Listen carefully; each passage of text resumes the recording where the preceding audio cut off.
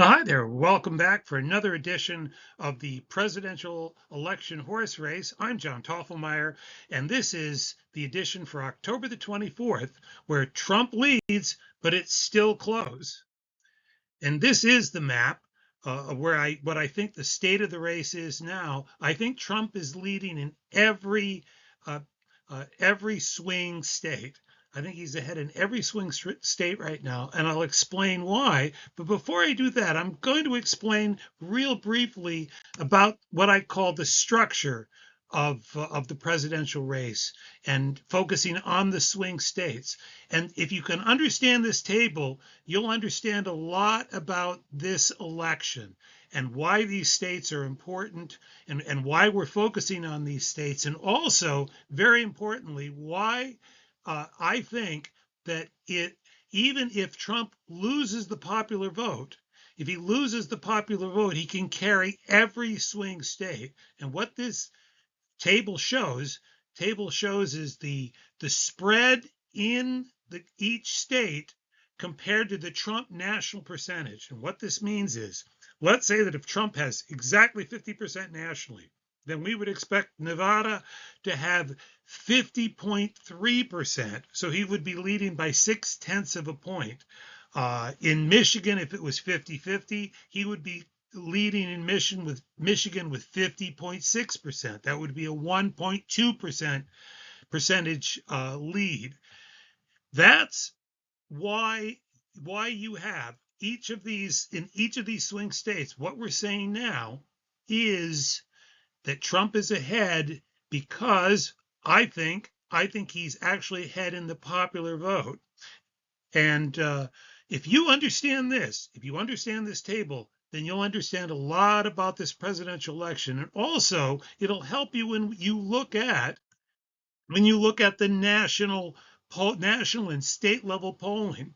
So if you understand the structure, for example, that Georgia should be the most, Nevada's the least, and somewhere in there, they're about a point apart, and you look at these polls, the polls will start making sense. It'll start making sense, and you'll see very quickly, you can quickly gauge whether or not a poll is in structure.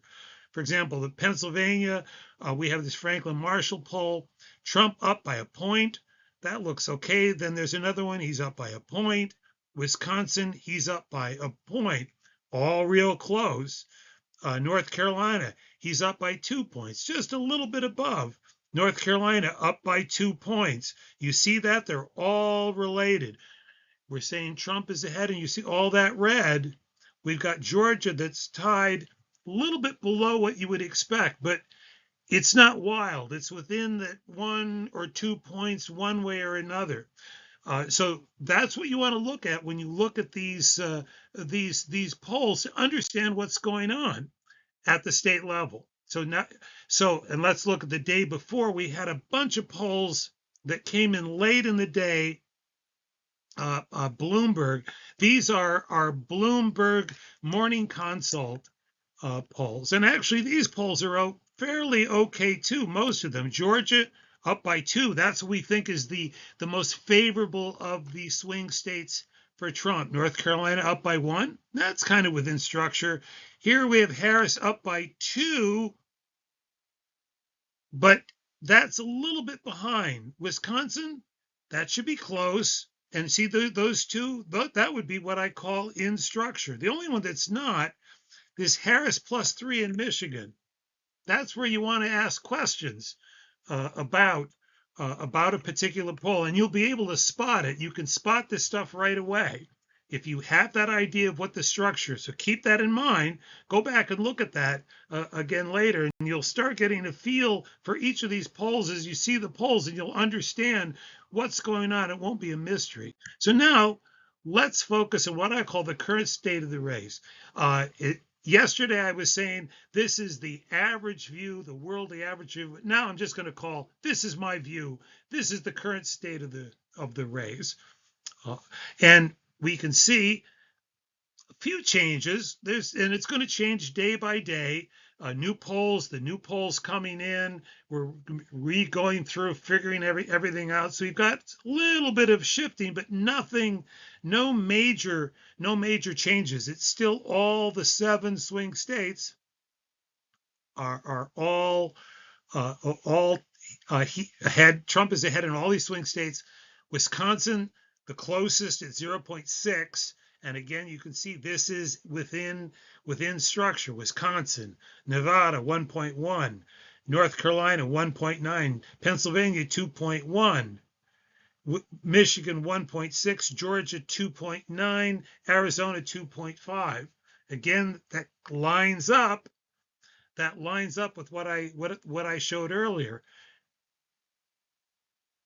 We've also have Texas 7.4. Florida is now, I think that's over 8.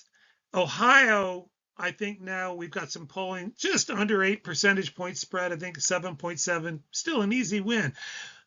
But let's look. Minnesota 3.6 point Harris lead.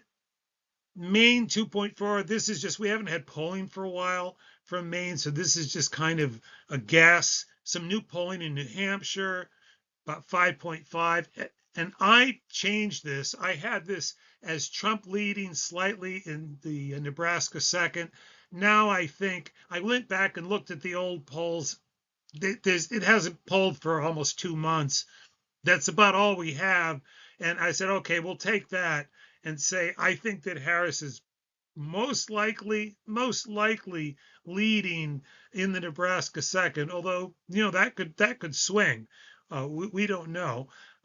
Then in Colorado and New Mexico, bit under 8%. So that's a little bit, those are likely, not firm, but it's fairly likely. And that adds up to 312 electoral college votes for Trump, 226 for Harris. So let's think, and we talked again yesterday. What do we have? What's the knife edge?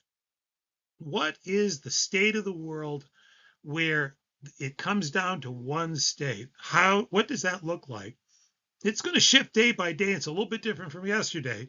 Yesterday I had Michigan, and the interesting thing now, today I think North Carolina is the state on the bubble and for that to happen, Harris would have to be ahead by 1.5 percentage points.